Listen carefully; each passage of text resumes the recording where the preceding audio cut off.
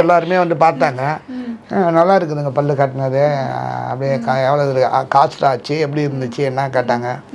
நல்லா இருக்குது அப்படின்னு சொன்னோடனே பரவாயில்ல, எங்கே பண்ணீங்க? சென்னையில் பண்ணோம். அம்மாவுக்கு பண்ணாட்டில் பண்ணிக்கலாம். ஆமாம், அதனால் பல்லு எனக்கு நல்லா பொருந்தி இருக்குது. அம்மா நீங்கள் சொல்லுங்கள், அப்பா பல்லு வச்சதுக்கப்புறம் எப்படி இருக்காங்க? எப்படி இருக்கு அப்பாவுக்கு? என் பக்கம் திரும்புங்க. நல்லா இருக்கீங்க. நல்லா இருக்குமா?